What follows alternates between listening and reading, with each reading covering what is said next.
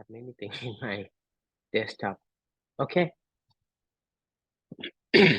So, well, let us again discuss about the basic idea of our nonlinear programming. To solve the nonlinear programming, imagine that we don't have a constraint at all. If you have constraint, of course, well, you neglect it first. Now, I will tell you later the algorithm to transform the constraint optimization problem to unconstrained optimization problem. But now let us focus on the unconstrained problem first. Okay. You know, unconstrained problem, right? Unconstrained problem, it's just minimize of any objective function or maximize of any objective function without subject to, without constraint at all. Okay. Well, you may think that, well, it's not practical because in real world problem, we always have constraint. But I can tell you that most of the time, we don't consider that constraint. Why? Of course, we have constraint in real world problem.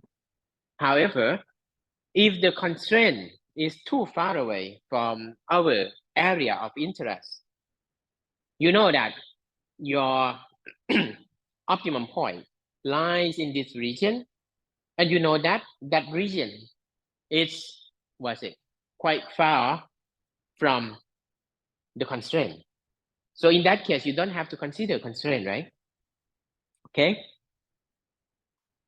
And in other case where constraint involve, in that case, of course, we still have technique to convert constraint problem to unconstrained problem. Okay.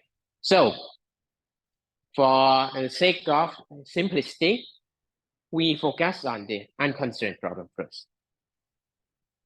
You see that, you see the similar thing, I mean, the analogous of each algorithm we learn. We use the same technique, I mean, same pattern. Okay. We start from initialization. Of course, some technique, we work with one starting point, initial point.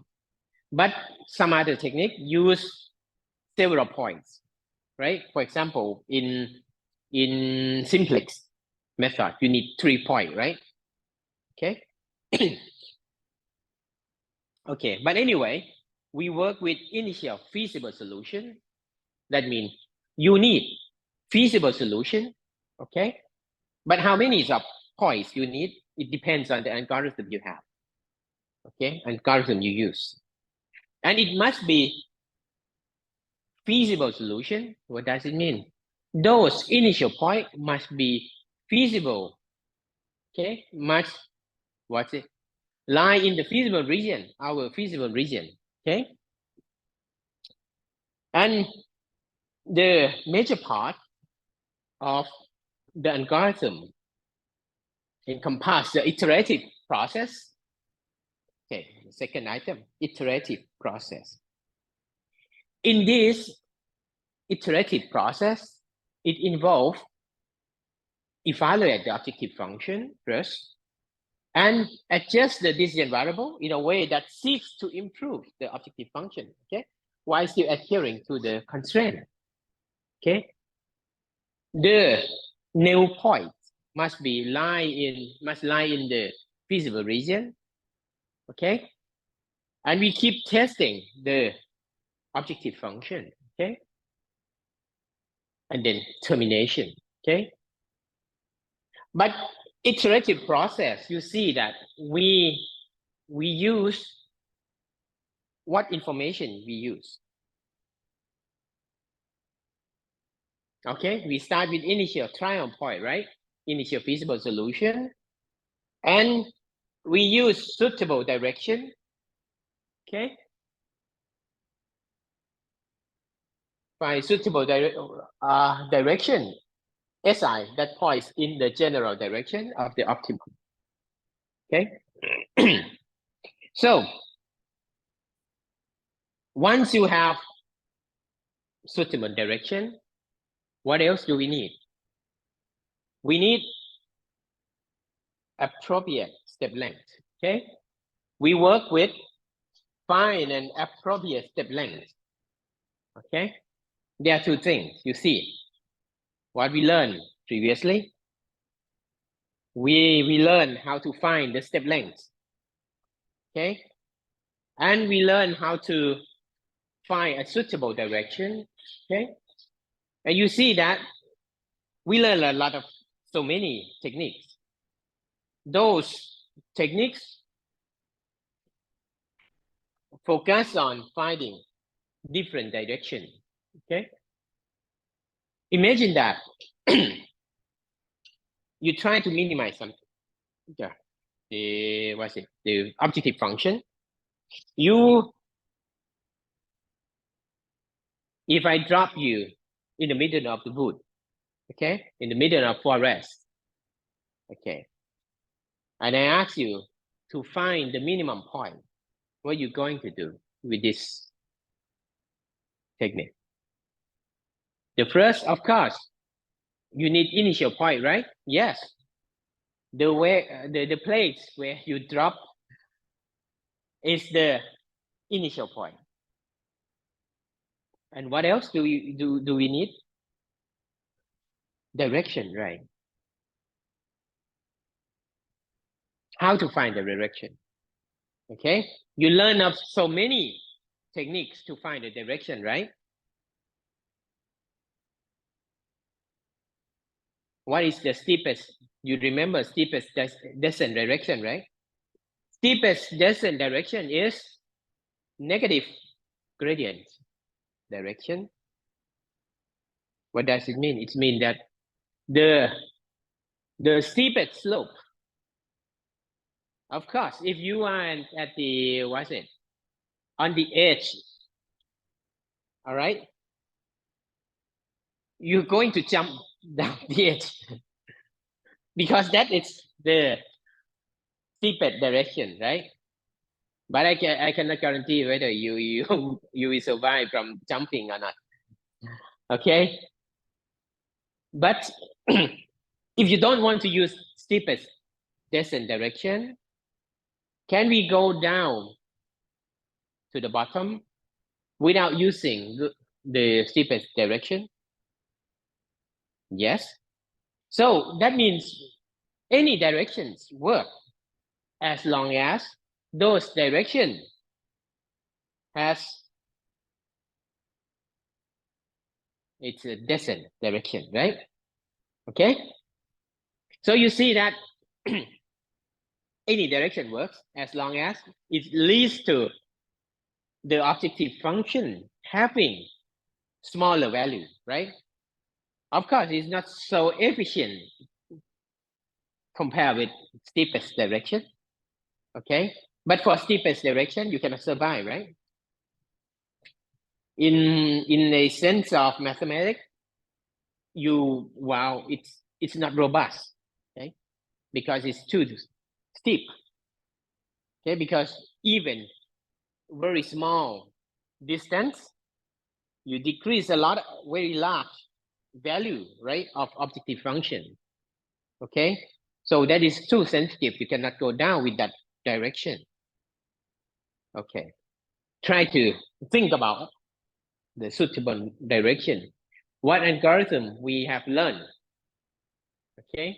And then you see, you learn those components. the algorithm to find the direction. Okay. We learned that in last week, right? And before midterm, we we learned about how to find appropriate step length, right? We assume that we have direction already, and we will follow that direction. And you see that what is going on when we try to explain it using mathematics. In our real world problem, we try to go down from the hill, okay? It is, what is it? 2 dimension, right? You can go, wow, X and Y, right? 2 dimension. However, once we fix the direction, that we will go this direction only. What does it mean? We map 2 parameters, 2 variables to 1 parameters only, right? Because if you focus only on this direction, you have only 1 variable. That variable determines how far you want to go from the initial point. Okay? So let me conclude again. For that real world problem, with appropriate direction, we transform from 2 variables problem to 1 variable, or so-called single variable problem. Okay? So we follow that direction. So you see that this type of algorithm, people call it line search. Why people call it line search? Line search, okay? The idea is because you're mapping multi-dimensional problem to single variable problem. So it's from space, it become line, right? Because it has only 1 variable, okay? That is the reason why people call it line search, okay? So this is the main part. Find suitable direction and find appropriate step length, okay? You can mix between different components, okay? So we see that the approximation is, we are the initial point, xi, right? This xi. Yes, xi. And the lambda, what is the lambda? Lambda is the step length. Okay, it's only 1 variable, right? Step length. And what is s? Si is direction. So you see that lambda is scalar. You know scalar, right? It's 1 single variable. And what is s? Direction. Yes, direction is scalar vector. Vector. Okay. And can you tell me the dimension of s? S is n by 1. It depends on the number of variable we have, right? If our original problem, we have n decision variable, vector s must be n by 1, right? Okay. Huh? Yeah, it's a vector. It must be 1, right? Yes, and n components, but single column. Yeah, n by 1. Okay. And you see, xi plus 1 is n by 1, right? Xi, what about xi? Xi also n by 1, right? In variables. And lambda is scalar. And what about s? N by 1, right? So you see that lambda s becomes n by 1. And then you can add xi with lambda si, right? To obtain a new one. Okay, the new point. So, okay. Now you get the concept. And when you look at this figure again, you understand now, right? We start from x1. Okay? And we find, of course, we determine the direction. Let's say S1, S1 direction. You can work with any direction as long as it leads to smaller objective function, right? So let's say we choose S1 direction. We go along this S1 direction. The next question is how far we should go. Okay?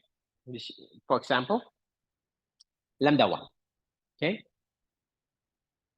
If we choose lambda 1, okay, we arrive, we land at x2, initial point. And once we reach this point, it's not finished yet, right?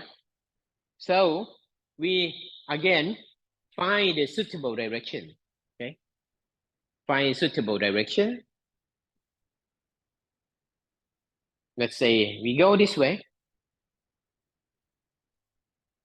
Okay, and we find the step length lambda. Okay, you repeat it again and again. Finally, you reach the optimum point.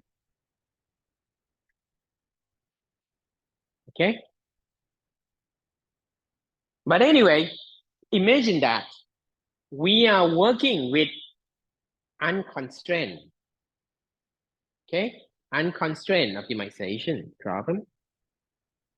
So this figure is not so, well, it's not good example because this one, the optimum point is defined by the constraint. Okay, but anyway, you can work with it using the same algorithm. Okay, and what you learned previously about the condition of the optimum point, do you remember how we can, well, ensure that this point is the minimum point? Do you remember? No, you forget all of it. That is a very important part of the optimization problem, because when you discuss with people working with optimization, they always say, oh, well, I guarantee this point with KKT. I guarantee this point with Lagrange, something like that. And if you don't forget all it, you don't have an idea what the hell is Lagrange, what the hell is KKT, you will have problem. You cannot discuss with them. And then the conversation or discussion will stop because it's not sense to discuss because you don't know KKT and Lagrange. Okay.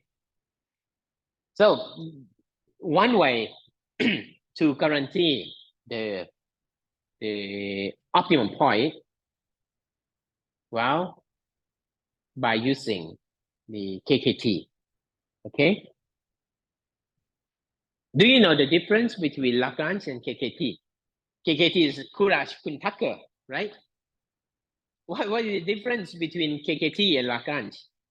Okay. If you remember that, well, our flow is, we start from unconstrained, right? And for unconstrained problem, we guarantee the extreme point by using derivative, right? Derivative must be zero in all direction, in each direction, right? Why? Because if you imagine that, well, if you are at certain point and you know that at that point you cannot further improve the objective function, what does it mean? That point is the best point, right? The minimum point already. Okay, because you cannot further improve it. the derivative becomes 0, right? Because you cannot improve it. Okay. Okay. That is the way to guarantee the extreme point in case of what? Unconstrained problem. Okay. And while we still restrict to unconstrained problem, how to guarantee that this point is minimum or maximum?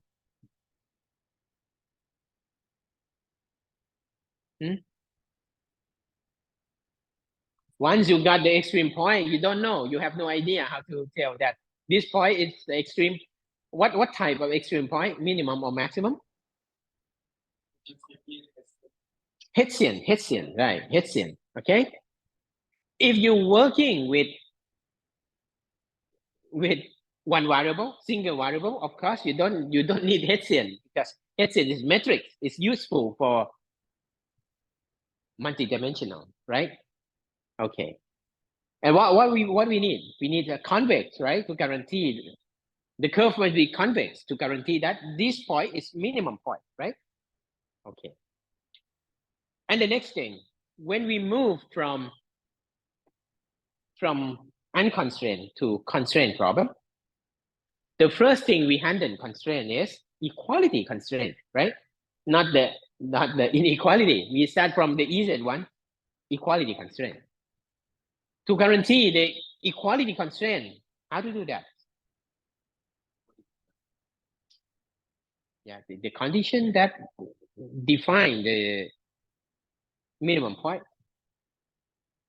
And that minimum point must satisfy the equality constraint. I need the condition, of course. It's not yes, no question. It's when I ask for the parameter to or the condition. What condition? That point must satisfy the Lagrange, right? We work with Lagrange function. And this time, to guarantee that the derivative, no, to guarantee that that point is meet the equality constraint, and it is the minimum point or maximum point. It is the extreme point.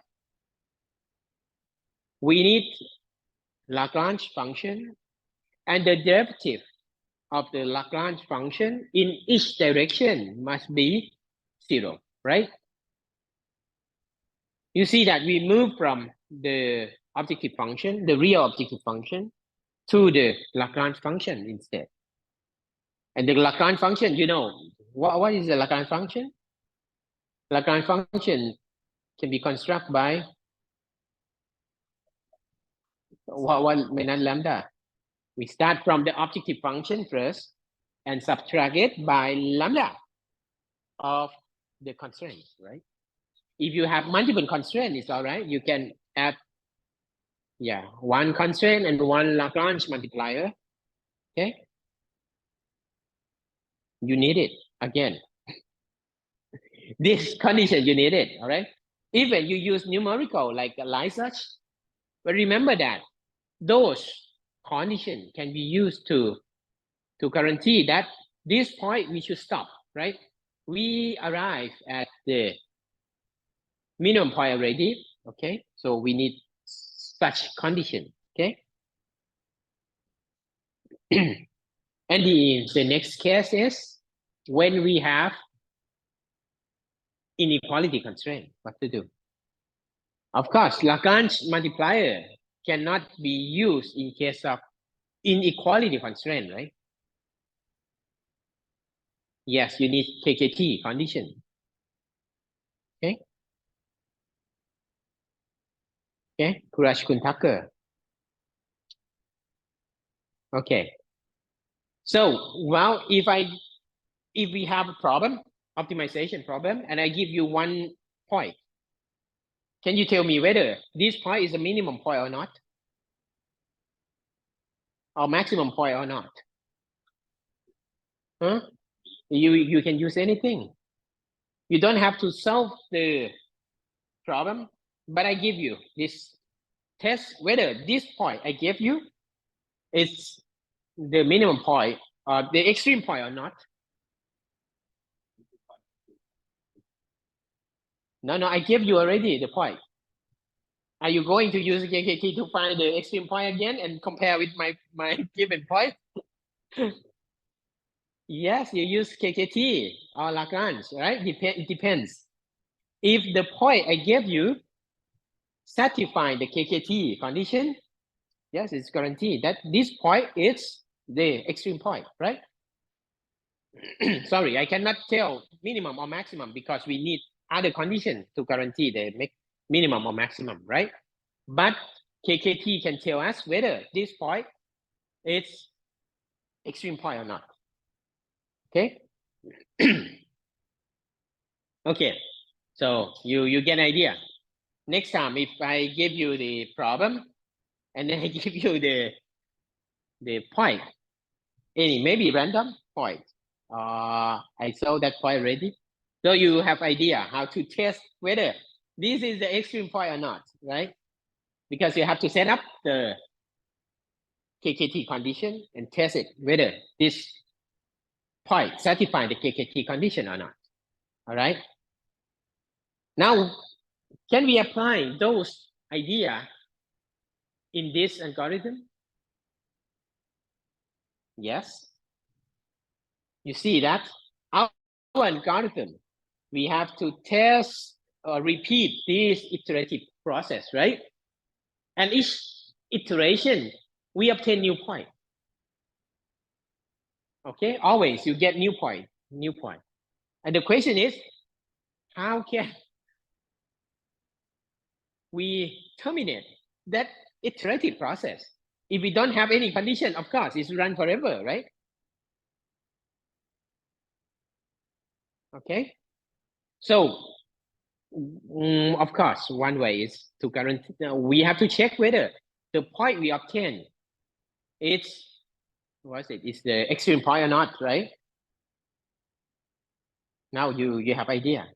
You set up KKT, and this the point you obtain from the iterative process satisfy the KKT conditions. You should stop it, right? that is one way, right? But remember that always, if you work with iterative process, you should define the maximum iteration. Okay, because you cannot guarantee whether the process your calculation is robust or not, it's converged or not. If it's not converged, it's run forever if you don't define the maximum iteration number, right? Okay. So with all these things, I guarantee that you can solve the unconstrained nonlinear programming. Now we repeat this again, the method to to find the step length. Remember that we have two types of algorithm. The first on the left hand side, right? It is the left. We use elimination method. Elimination. Okay. From the name, what does it mean? Eliminate. Elimination. Yes, you delete some part, right? So for this one, we have heuristic search, exhaustive search, dichotomous search, yeah, and also golden section method and other things. Okay. Yeah, we learned some of that. The idea for this elimination method lies on we have area of interest. Okay. And from the area of interest, we delete some part Okay, we shrink down the area of interest to smaller and smaller and smaller area. Okay.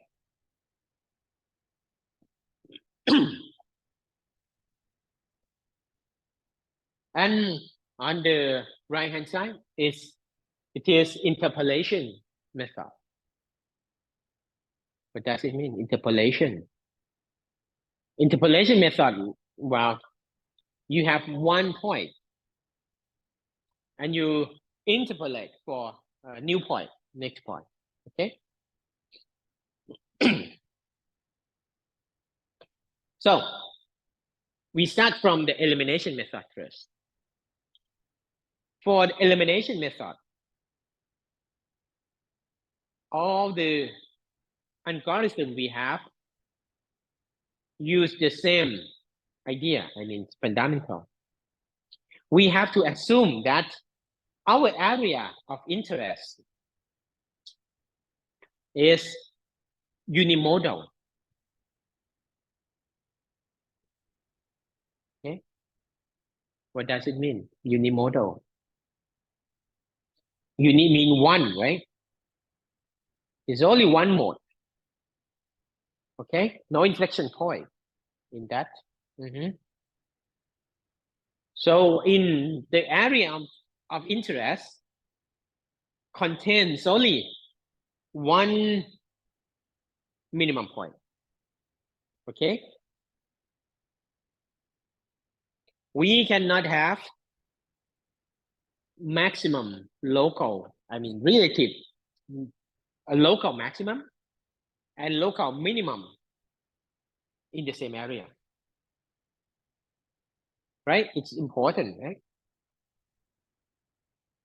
Because if we have both relative minimum and relative maximum in the same area of interest, we have an inflection inside the area of interest, and the algorithm cannot deal with that.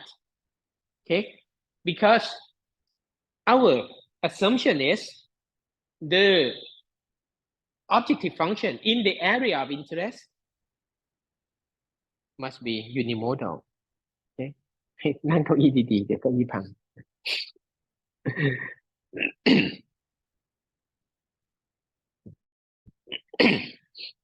Okay. But the good things about this technique, I mean elimination method, is this algorithm works even we have discontinuity inside the area of interest. Okay, even we have discontinuity, but the algorithm works anyway. Okay.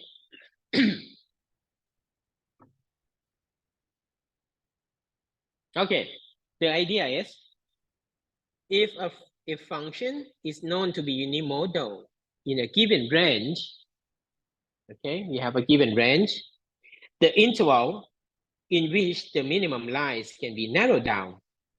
Okay. For example, we know that we have area of interest from 0 to 1, and we're sampling 2 points here, f1 and f2. Okay, once we evaluate the objective function at x1, x2, okay, we obtain f1, f2. It can be any case of this. Okay, of course, it's normal. F1 can be smaller than f2, or f1 can be higher than f2. Okay, or well, they are equal. Depends. For elimination method, if we have this kind of scenario, what are we going to do? In the A case, A scenario, where f1 is smaller than f2, what are we going to do? Yes, we want minimum, right? So we keep this area, right? From 0 to x2, we should keep it. 0 to x2, we should keep it. We eliminate this area from x2 to 1, right? And you see that we're sampling 2 points, right? We need to, what's it, evaluations of the objective function, and we can eliminate, we guarantee that we can eliminate 1/3 of the area of interest, right? Because, well, by sampling 2 points, we separate the area of interest to be 3 parts, and we can delete or eliminate 1/3 of the area in one iteration. Okay.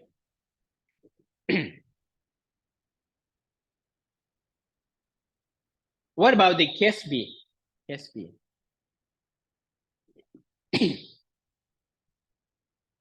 For case B, you eliminate from 0 to x1, right? Because minimum cannot lie between 0 to x1. It can lie between x1 and x2 or x2 and 1. We don't know. Okay. But what we know it cannot be in 0 to x1. Okay.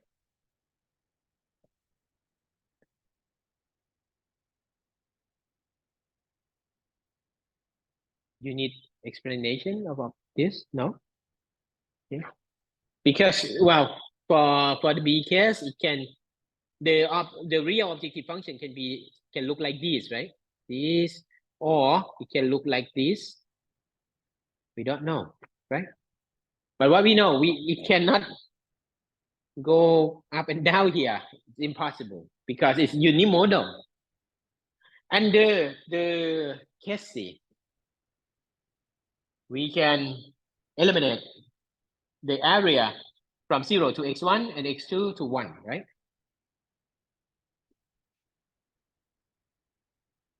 Okay. Okay, so with this, now you see, how can, the next question is, how can we implement this heuristic search, no? Yes, it's heuristic search into the global algorithm, the whole algorithm, I mean. Imagine that. We start from n dimension problem. You have n variables in the objective function, right? And then you have to specify one direction first. Okay. With that direction, we mapping from n to single variable, right? And we obtain one objective function with having only one variable, right? Yes, why not? Back to here. We have n dimension because x has n dimension, right? It's n by 1, right? But you know s,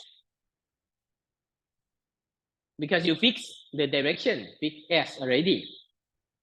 And what about lambda? Lambda is one variable only the only variable we have, because we have initial point already, right? And we have direction already. Okay, so the new point is a function of lambda only, right? And once you substitute this point back to the objective function, your original objective function becomes a function of lambda. Okay.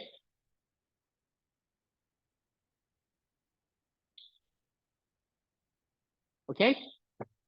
So once you have that function, that objective function, which is a function of only one variable, which is lambda, then you use elimination method. Well, you repeat this process to shrink down to find the lambda which with what is with minimum value of the objective function, right? Then you obtain lambda star in that iteration.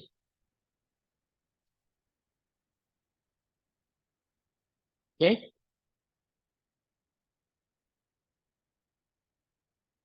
Okay. So this become lambda, right? Our variable. The variable becomes the what is it? Our lambda. Okay. Single variable in that objective function, and then you find the lambda yielding the smallest value of the objective function. Okay. Then you obtain lambda.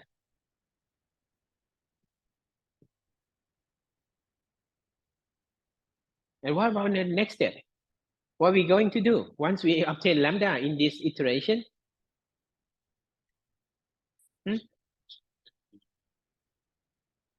No, no need. You check just objective value, right? Yes, and check whether that point is extreme point or not, right? But what you have to test is not the subproblem. You must test it with the original problem with n variables, right? Okay. So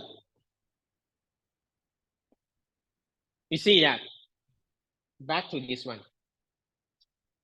Obtain xi plus 1 as xi plus lambda star si.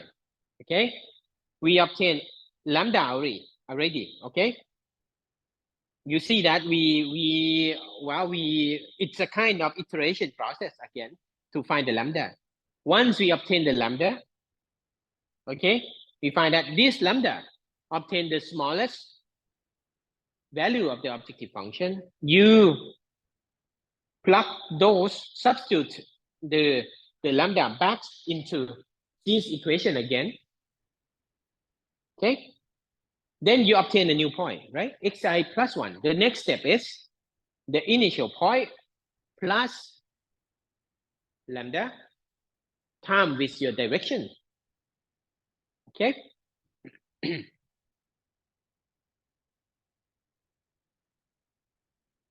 Okay, any questions? Then we have to test whether this xi plus 1 is the optimum point or not.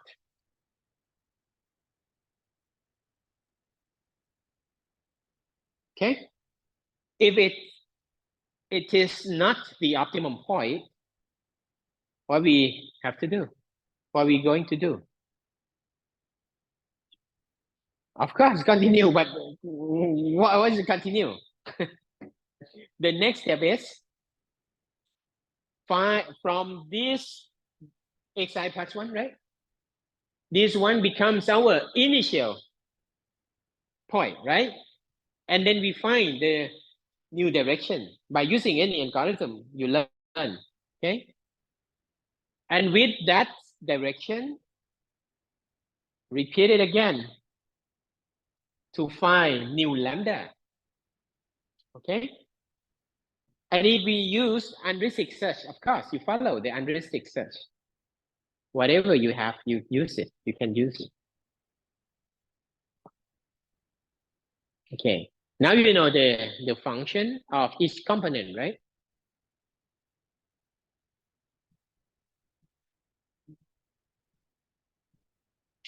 Yes. Pardon? Lambda. Yeah. Oh, lambda is not fixed. We cannot fix the lambda. We don't know, right? Even the direction, we cannot fix the direction. Yes. Yes. Step length, you have to find the lambda star. Yes, again, I explain you again. In one iteration, in certain iteration, we fix the S, right? Direction. We obtain direction by any means. Yeah. We're going to repeat it later. Okay. You have direction. And with this direction, you use the direction initial point. You can write a new point as a function of lambda, right? You substitute this new point in the objective function. That means you map the objective function, which is a function of n variables, to a function of lambda only. Okay, it's a single variable. All right, and then you have to find the lambda. What is the lambda yielding the smallest value of the objective function? Okay, and by using the very first algorithm we learned is using heuristic search. Okay, you find the lambda by using heuristic search.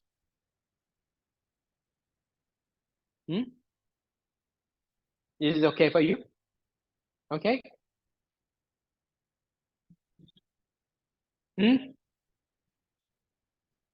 Pardon? Yes. Yes.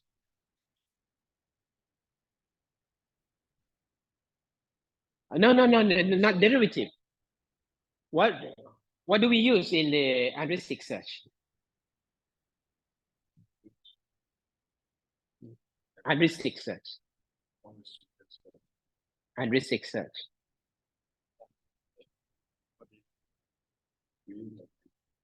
No, we don't use Lagrange. We use elimination. Right?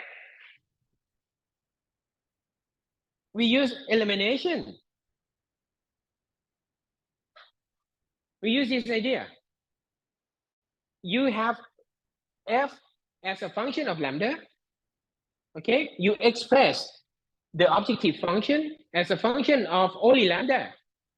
And you know, wow, the area of interest of lambda, of course, you can find the lambda which yield the smallest value of the objective function. No, not derivative. This one, you don't use derivative. You evaluate 2 points, and then you eliminate some part. Okay? You keep, once you eliminate this part, right?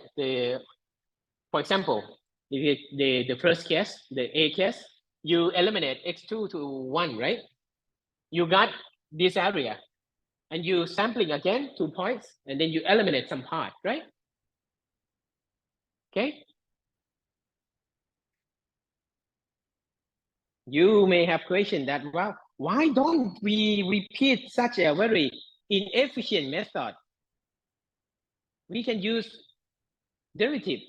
Yes, I agree in some case, but remember that in some case, we don't have derivative. Derivatives is not available. Okay? That is the reason we learn a lot of techniques. Okay?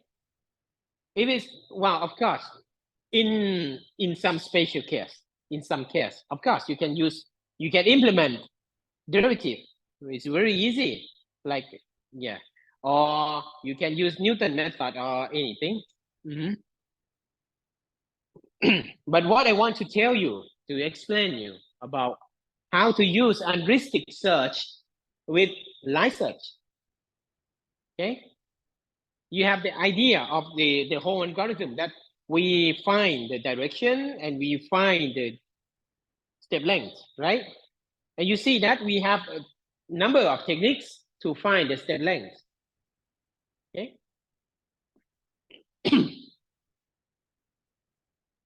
Okay. Also, for other technique like this one I show you that, yeah. I cut only the what's it, the iteration process to find the lambda here. But remember that you start working with, you work with the n dimension problem, not the single variable like this, okay? You have direction, and then once you have direction, you mapping the objective function as a function of lambda, okay, like this. And once you have this single variable, you solve the problem using elimination method and heuristic search. Okay.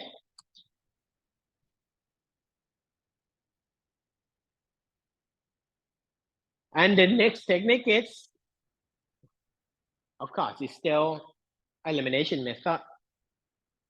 This one is search with accelerated step size, where we again start from, see this one. You see that this is a single variable again. Actually, I should write lambda, okay, to make you familiar with that one. But it's okay because this is a single variable. No matter we write x, y, or z or lambda, it's still the same. It's single variable. Okay, it's single variable. Okay, we have starting point and initial step size and then scaling factor. We follow this technique to find the minimum point or the lambda at each iteration. And once you got that lambda, you got a new point.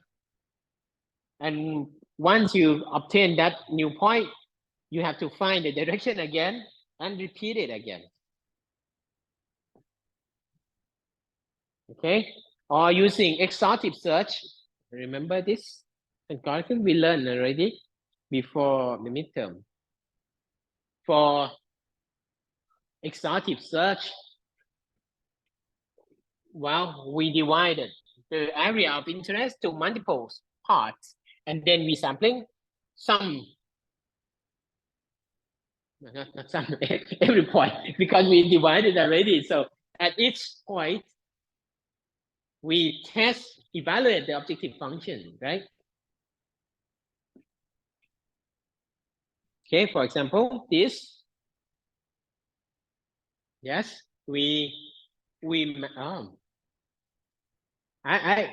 this one should be f lambda then. Yes, f minima, f lambda. Okay, and lambda it's this objective function. Okay, it's a single objective function. Okay, we using exhaustive search, and the next one is dichotomous search. For dichotomous search, we work with the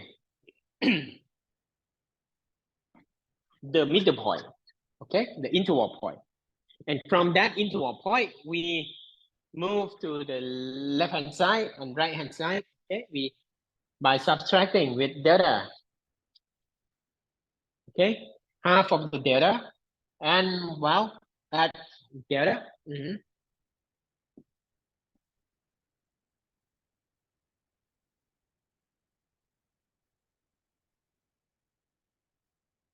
Okay, this is dichotomous search.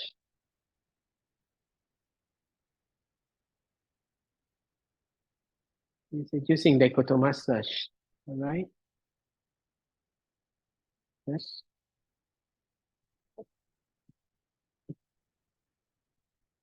Okay, then we move to interval halving. For interval halving, remember that we are still working with elimination method. These algorithms belongs to a group of elimination methods. Okay, so for interval halving, we sampling 3 points in the area of interest. Okay, we sampling 3 points. What does it mean? you sampling t-point, that means you have to evaluate the objective function at these 3 points. Okay. But the good idea, the advantage of interval halving is at each iteration you can eliminate half of the area of the interest. Okay. Okay.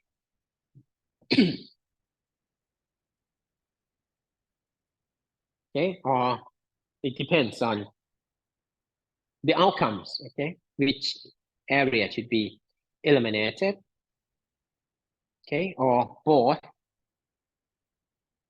Okay, right? For this one, of course, our minimum point will not lie here. We delete this part.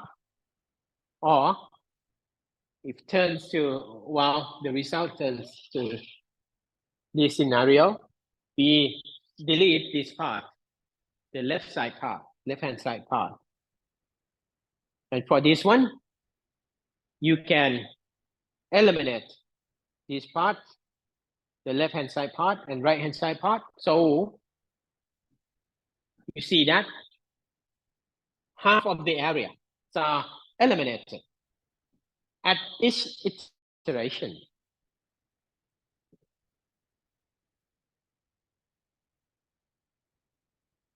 Okay. So if you if you work with the code I gave you, well, you can improve your understanding on this. Okay. And the next one, the next group is interpolation technique. For interpolation technique, the idea is totally different from elimination method. From elimination method, we have area of interest, and then we delete, we eliminate some part. Okay. However, in the case of interpolation, we don't delete any part. We start from initial point, and then we find the new point. Okay.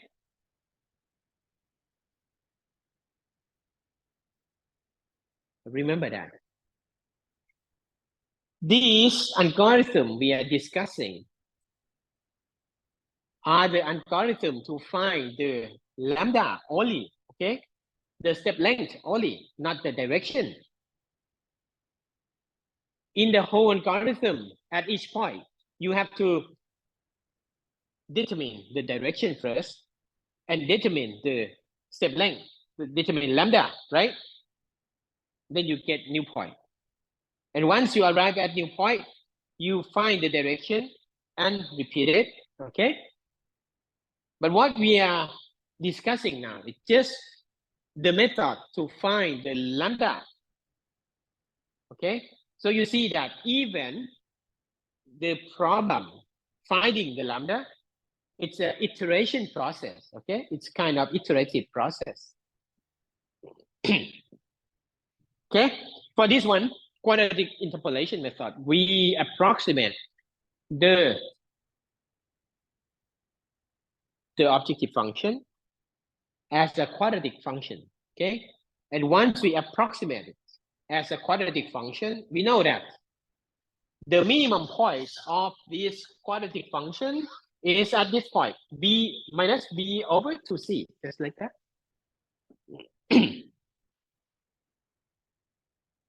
Okay.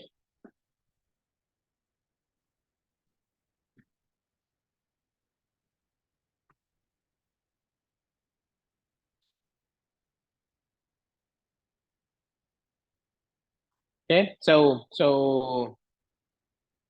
what do we need for each iteration? You see that the quadratic function has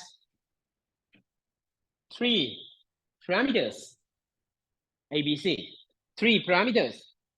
To find 3 parameters, you need three information. Okay. What does it mean? Here it can be, we need 3 points. Okay. Lambda and fa at lambda fa. Okay. The objective function at that lambda a. Okay.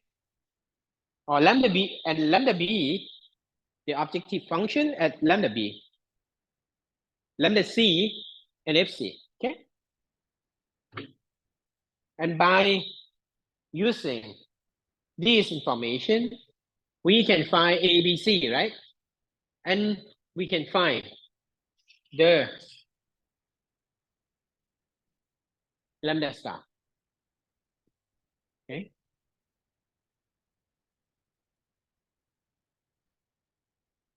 And you see that this one, do you think we use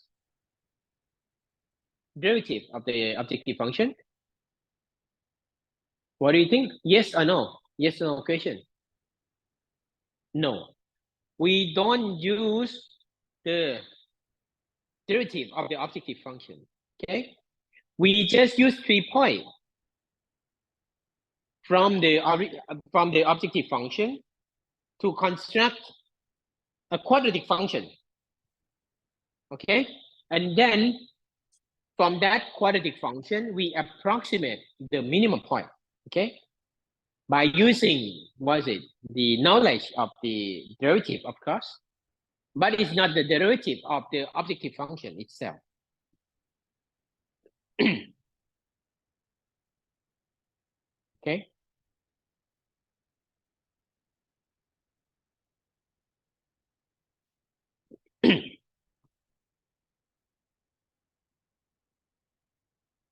Here's an example.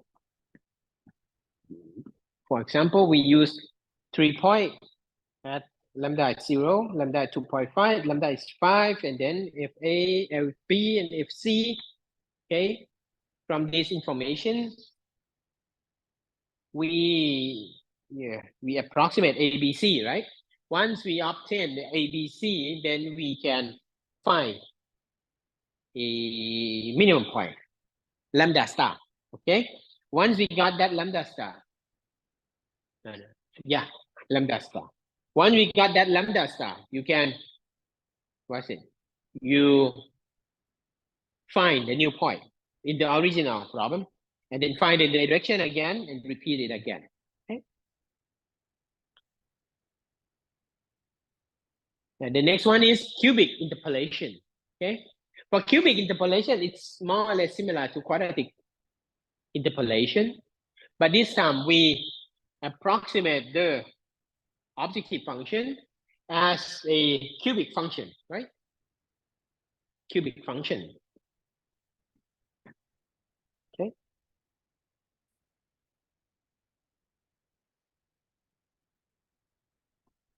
And for this approximation, we use information regarding the derivative. Okay.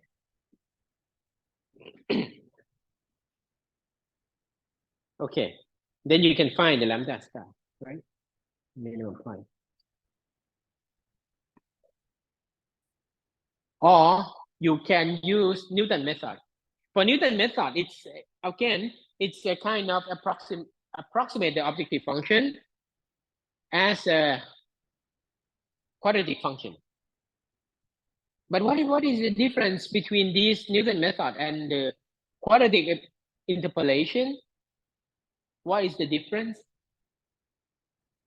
This one use derivative, right? By using derivative, we approximate using Taylor series. Okay, the quadratic term of Taylor series. Then this objective function becomes a quadratic function, right? Okay. And by using this, well, of course, that term, right? You find the derivative of this objective function, and you can write this.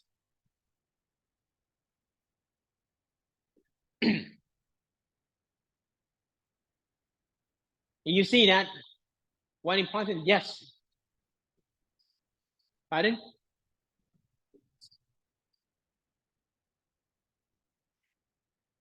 Last equation. Which equation? The lambda I plus 1. Yes. What is your question? What is your question? How do we get this one? Yes, by rearrange this expression. Yes. Okay. You move this to, yeah, and then divided both sides of the equation by this. Okay, and you got lambda subtract by lambda I becomes, well, minus f prime over f double prime, right? Yeah. Okay.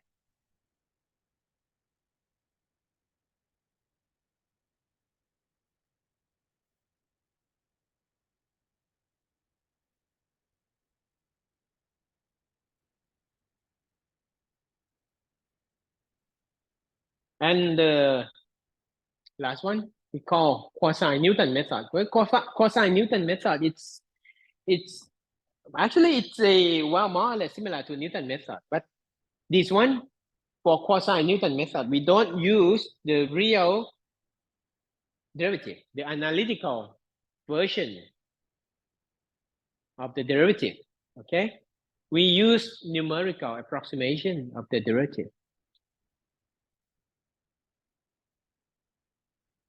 Okay. Yes. And that's all. Okay. About the first, the lambda. Okay. We're going to repeat the direction again. Okay. So you see that just today class, we focus on the same thing we learned previously.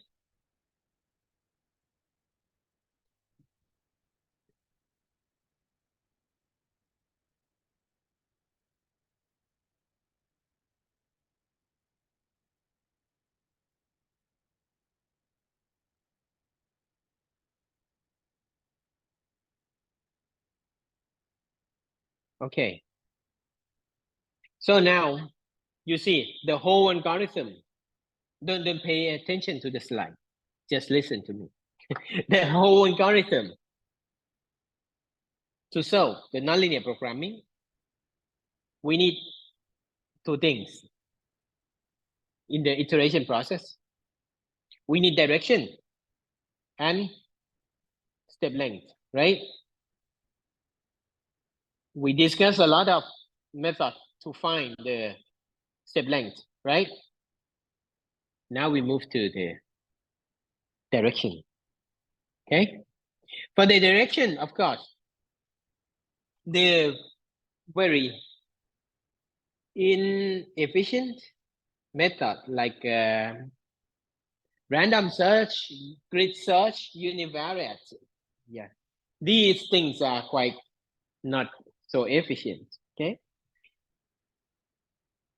But it's okay because it's fundamental. Okay.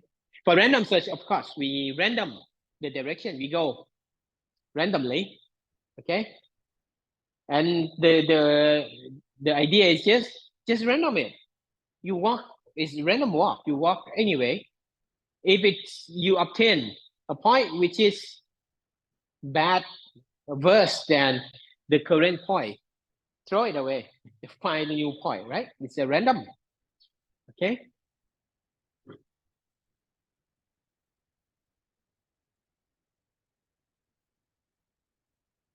It's a random. But let us skip that random or grid search. It's all right, but yeah. We start from univariate method first. This is very important, fundamental. For univariate method, imagine that we don't have any direction to follow. What is a good strategy to find the direction?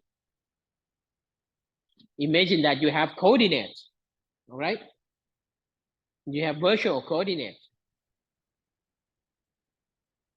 You go on X and Y, right? At a time, univariate. You have two dimensions.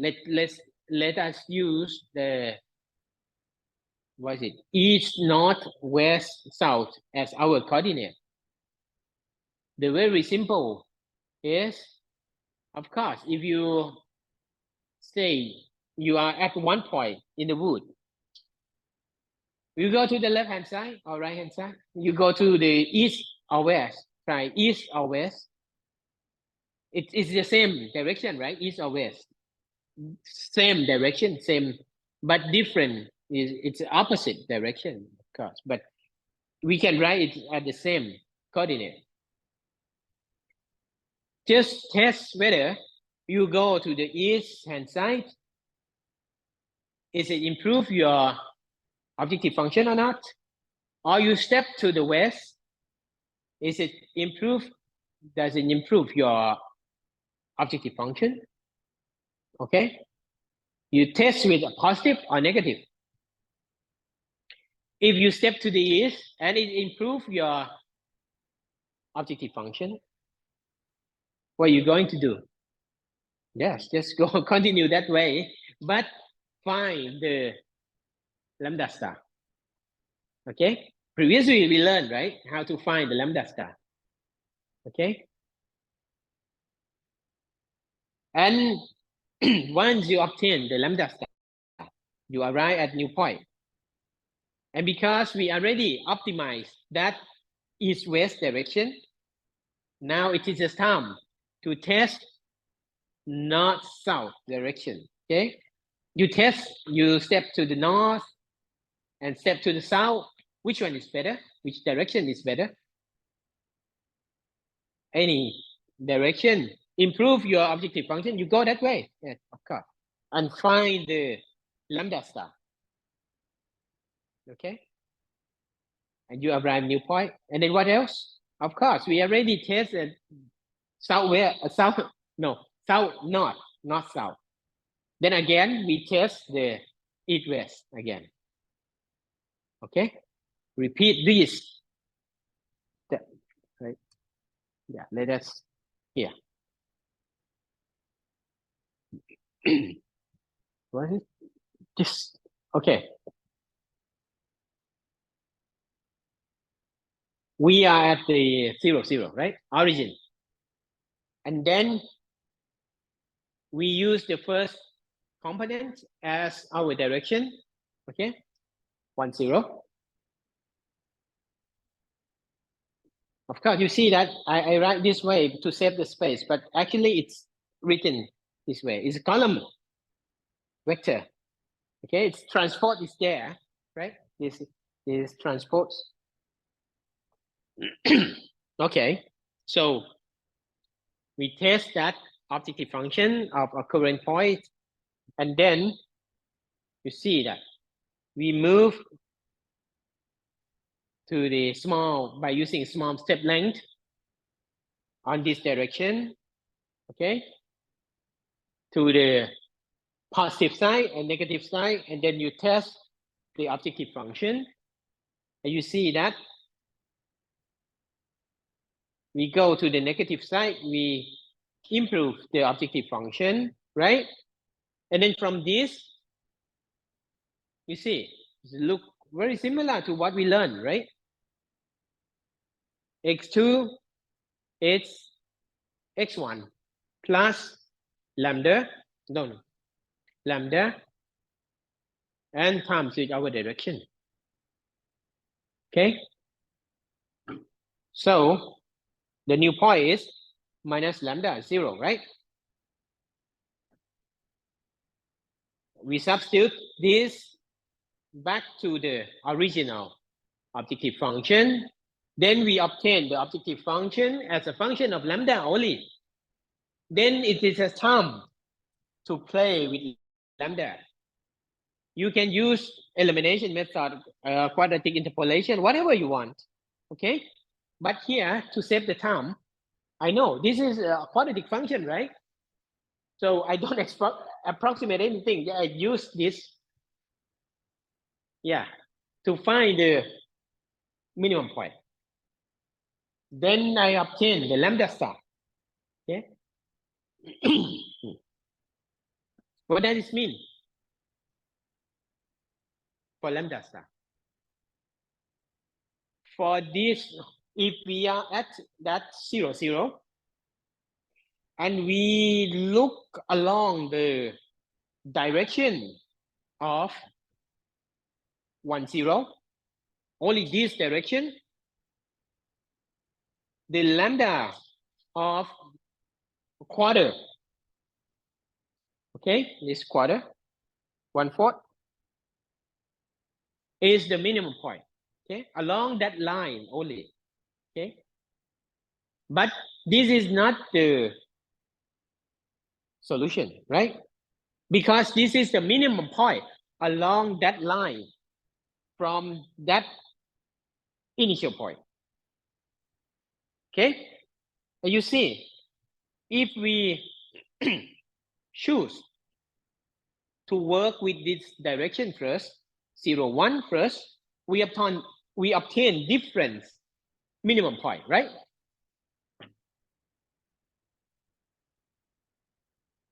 Yes. If you have any questions, just raise your hand and ask, right? Okay.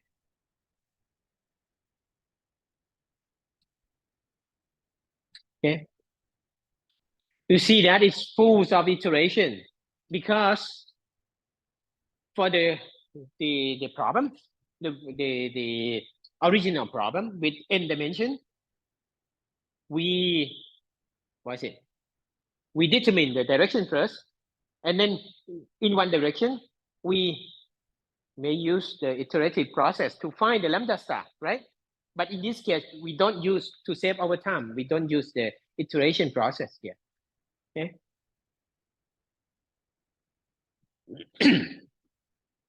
Okay, so this is our lambda is 1/4, right?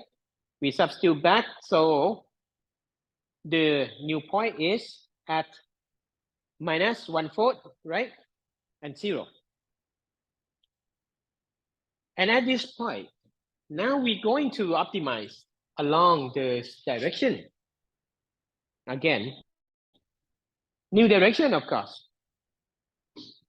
0, 1 direction. And by using this direction, we repeat the same technique. You step positively for small length, negatively the small length, okay? And check which is the best way to go. And you see that this time we step to the positive side, we can improve the objective function, okay? Then you find the lambda star, right? Lambda again, okay?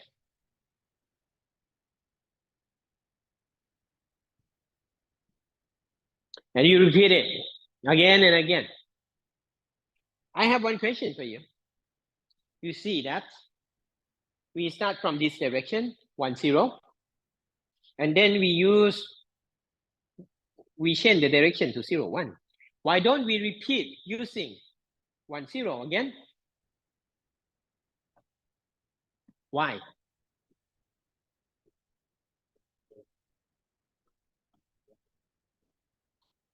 Yes, but why?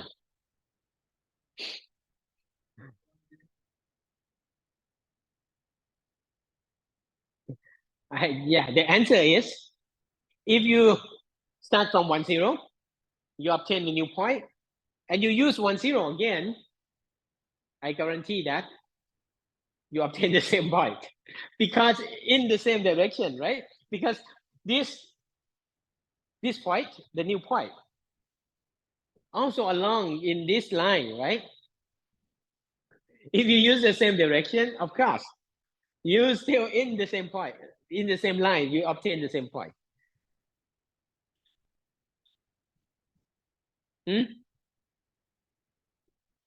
No new point, right?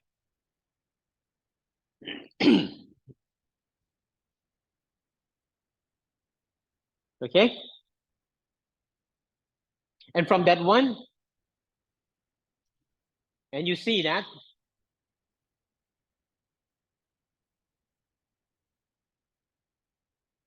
from the univariate. We go zigzag, right? We go this x1 direction, x2 direction, x1 direction, x2 direction. You see that actually the solution improve in this direction and this direction, right?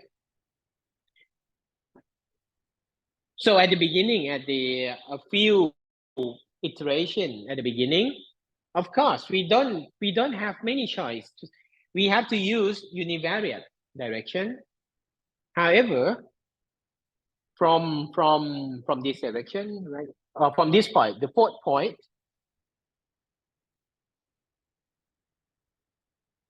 we can use the vector, okay, the difference vector from this point, right? This point, obtain this one. This, we got a new direction, right? We call it Powell method, right? This is conjugate direction. This should be this, right? Just one moment. This is, oh yeah. Yes, the Powell method. We use univariate method first. Cross, you're familiar with it, you know what is it. And then univariate again with different direction. Where's? Oh, yes. To the left and to the right. And then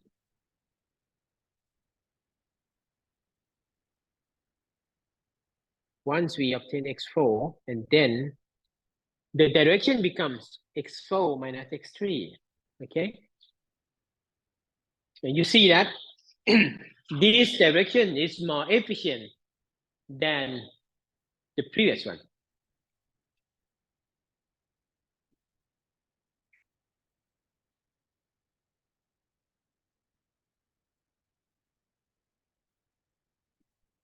Okay.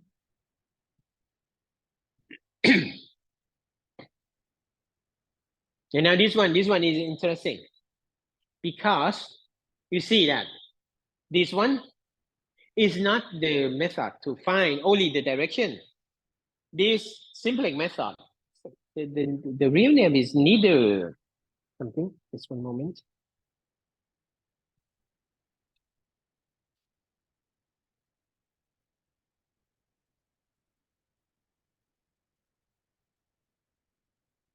Neither meet simplex. Okay. You see that it's combined between the direction finding and the step size finding, right? The direction determined by centroid of two best objective function, okay, two best point, right? Because at the time we work with 3 points, okay? Then in this 3 points, we choose 2 best points and find the direction. Okay, we call it centroid. And then from that centroid, we determine the step length. Okay, but this one we don't separate out.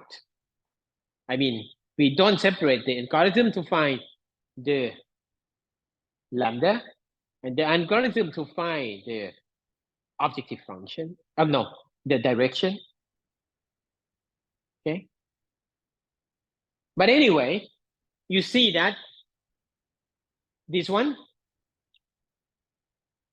offer interesting idea, intuitive idea to find the direction. Okay, so what that is mean? If you don't like the whole method, I mean, well, you don't like the way this method finding the step length, you can use just the idea finding the direction. Okay, for example, we start from 3 points and then we find the direction from 2 best points. Okay, once you got the direction, you can use the line search, other line search technique to find the lambda star. Okay.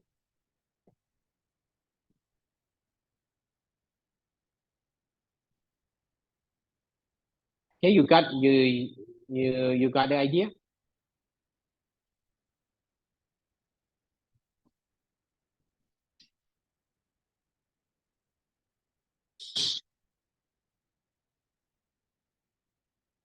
Okay, the next one is steeper descent.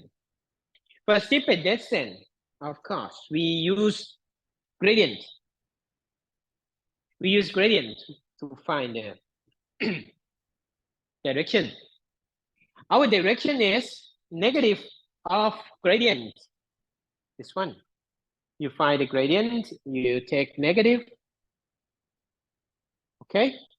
So you see that once we substitute the direction here, yes, it's negative gradient, right? So it's x minus, yeah, minus lambda star gradient, yes. Okay. So once you have the initial point, you find the direction, right? You obtain the direction, okay? And with that direction, you find the lambda star by any means, by any algorithm we learn, okay? You can use elimination method, of course, along that line, or you can use interpolation technique, okay? Or you can use quadratic function approximation interpolation by using quadratic function or cubic function, or even Newton method or quasi-Newton method, whatever you want, okay? To find the lambda. And once you obtain new point, again, you find the direction and lambda star and repeat it again and again and again.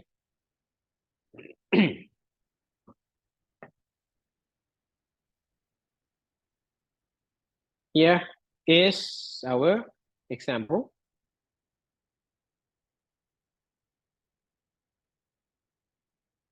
Okay, we find the derivative.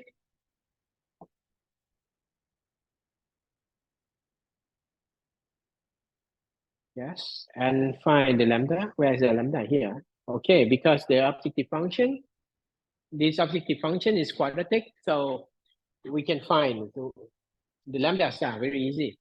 Okay, then you obtain new point and then repeat it. Okay,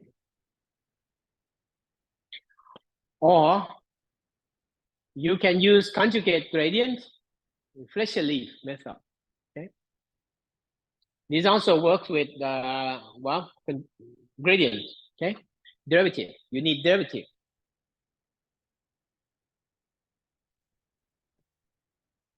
Okay, so for this one, of course, we start from the steeper descent.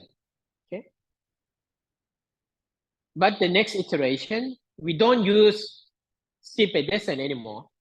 We adjust the previous one with the previous direction with current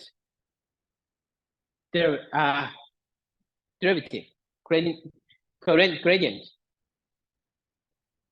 Okay.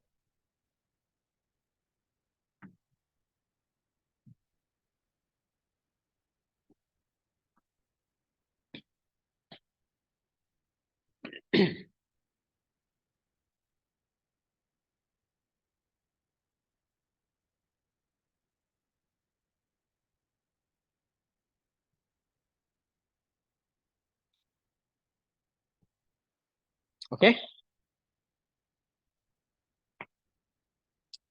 Fleischer-Leaf. The only thing concerned in just one moment, in this one, Fleischer-Leaf is, what is the problem here?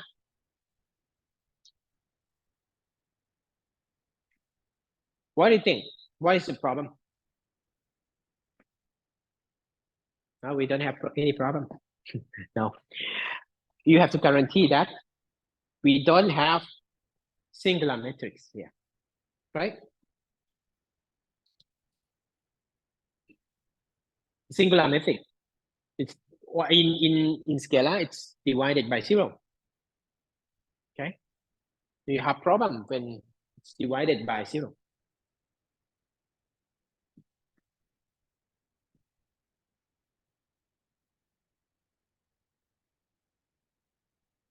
Okay, so I believe that, well, today, because we don't learn any new algorithm today, I believe that, well, you understand the algorithm much better. Okay, try to follow the code I sent you. Okay, and the next week we work with constraint. Okay. How to treat the constraint, how to combine the constraint with the line search algorithm. Okay. Okay, so we finished today class.